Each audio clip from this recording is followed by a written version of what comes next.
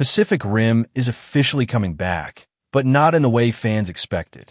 Instead of a long-awaited Pacific Rim 3, Legendary Pictures is shifting gears and heading to the small screen with a live-action prequel series. And yes, it's happening at Amazon. According to Deadline, the new series is being developed for Prime Video, with Amazon MGM Studios backing it and Legendary serving as the lead studio. The man leading the charge is Eric Heiser, the Oscar-nominated writer behind Arrival and the Netflix hits Bird Box and Shadow and Bone. Heiser will be writing and executive producing the series under his Chronology banner. And this isn't just another spin-off. It's a full-blown prequel that dives into the early days of humanity's war against the Kaiju. We're talking about the first moments when the world realized something monstrous was slipping through an interdimensional rift in the Pacific. So, if you've ever wondered how the whole Jaeger program got off the ground, this series is aiming to answer that. Now, given the prequel setting, Charlie Hunnam's return as Raleigh Beckett seems like a long shot, but not totally off the table.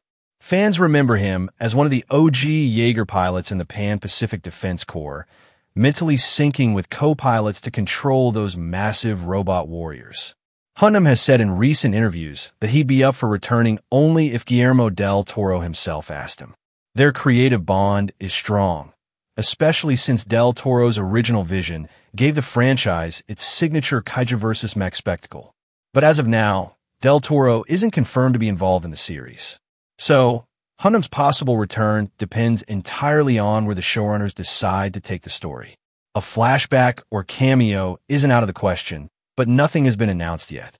For those who've somehow missed it, Pacific Rim launched back in 2013 with Guillermo del Toro's explosive sci-fi epic. The film introduced a world under siege by Kaiju, massive otherworldly beasts rising from the ocean's depths. Humanity's response? Build Jaegers, gigantic mech suits piloted by two humans linked through a neural bridge. The blend of cutting-edge CGI and old-school monster movie vibes instantly won over fans, spawning a sequel and a Netflix anime spin-off.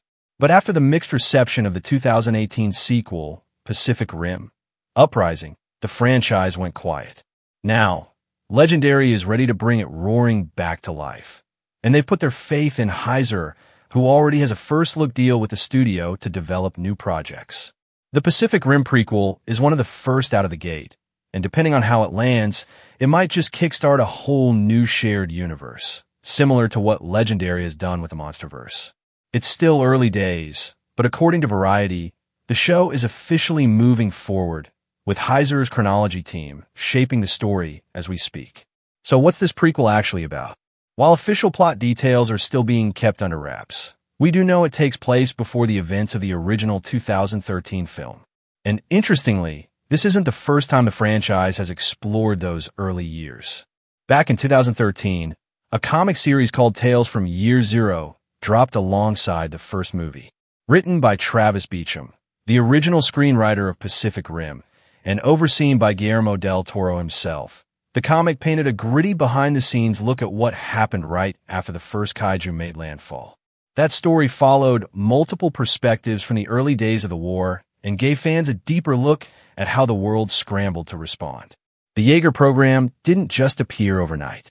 Tales from Year Zero showed how the military's first attempts to fight the Kaiju with conventional weapons failed miserably. That failure led to a global crisis and a mad dash to build something new, the Jaeger. A key figure in that origin story was Dr. Jasper Schoenfeld, the brilliant mind behind the neural-linked war machines. His journey through the political and scientific chaos of those early days gave the whole thing a grounded, realistic edge. Another major character was a younger Stacker Pentecost, who was right there on the front lines when the Kaiju first arrived.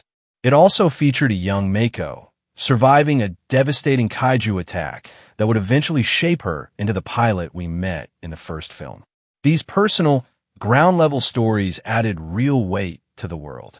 And if the new series leans into that kind of storytelling, we could be in for something truly special. There's even a chance the show might take inspiration from Tales from Year Zero, maybe even adopt an anthology-style format, where each episode focuses on different characters and events from those early war years. That would be a smart move. It would allow the series to explore the full scale of the Kaiju crisis while digging into the lives of the people who shaped humanity's response. It's still unclear whether Legendary will stick close to the comic storyline or branch off in a new direction.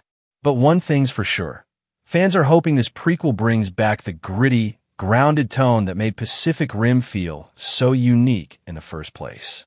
After all, a lot of people felt Uprising ditched the detailed world-building and high-stakes drama in favor of flashy visuals and toy-like robots.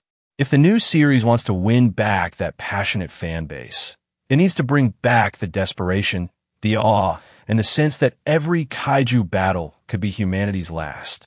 And what about Pacific Rim 3? Just because a prequel series is on the way doesn't mean the main saga is dead. In fact, according to insiders, Legendary still has big plans for the core story. And yes, a third movie is reportedly in the works. The studio is currently on the hunt for a director and screenwriter, but an early draft of the script has already been approved, and it might even have Guillermo del Toro's stamp of approval. Way back when the original film came out, Del Toro had ambitious plans for at least 4 main entries, plus spin-offs and prequels. After Uprising, he supposedly pitched an even bigger vision to Warner Brothers, an entire cinematic universe built around Jaegers, Kaiju, and the mysterious breach. The second movie didn't blow critics away, but it did well enough at the box office to keep the franchise alive. Now, after years of silence, the momentum for Pacific Rim 3 is finally building again, and there's so much ground left to cover. One of the coolest things about the first film is that it just throws you into the middle of the Kaiju war. No long setup, no slow build. That means the franchise is sitting on a gold mine of untold stories. The early battles, the chaos of the first Kaiju attacks, the invention of the Jaeger, and the global scramble to survive. The prequel series could explore any of that. Maybe even the origins of the breach itself, or humanity's first clumsy attempts at building giant war machines. It's the perfect setup to expand the lore while laying the groundwork for a bigger return. And yeah, we can't forget about fan-favorite characters like Stacker Pentecost. Idris Elba made that role iconic. And even though his character sacrificed himself in the first film, there's always the possibility of seeing a younger version show up in the prequel. There's just so much potential here. Characters, world building, big emotional arcs.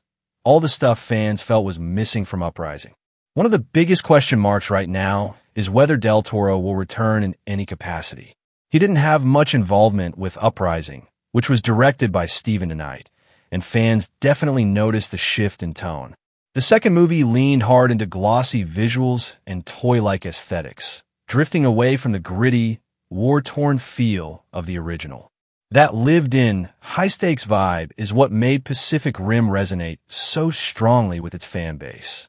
Del Toro's original trilogy plan was all about digging deeper into the Kaiju mythology and exploring the war between worlds. When Uprising underdelivered, all those ideas were shelved. But now, the prequel series might be the perfect chance to revisit that original vision. Even if Del Toro isn't directing, it wouldn't be shocking to see him return as a producer or offer some creative guidance behind the scenes. After all, this entire universe came from his imagination. And if a new team wants to win back the fans, tapping into his style is the way to do it. The franchise doesn't need more neon Jaegers doing superhero poses. It needs to feel like a desperate last stand against forces humanity barely understands. The first movie nailed that balance. The Jaegers weren't just shiny gadgets. They were massive, flawed machines powered by raw determination and sacrifice. If the prequel can recapture that energy, it could set the stage for the franchise to come roaring back in a big way. And that brings us to the bigger picture. If the show does well, it could do more than just revive interest. It might be the exact spark Legendary needs to finally greenlight Pacific Rim 3. Ever since Uprising ended on a cliffhanger, fans have been waiting for closure. And while the sequel didn't exactly leave audiences begging for more, the demand never totally went away. A strong prequel series could rebuild that trust remind people why they love this world to begin with, and open the door to one more big screen return. Because let's be honest, Pacific Rim was made for theaters. The giant mech battles, the monster carnage, the insane scale of it all, it belongs on the biggest screen possible. But in today's box office climate, studios are more careful than ever with big-budget gambles. That's where streaming comes in. The prequel series gives the studio a lower-risk way to test the waters. If it lands, if it clicks with audiences, then Pacific Rim 3 might not be a dream after all. It could finally be next on deck.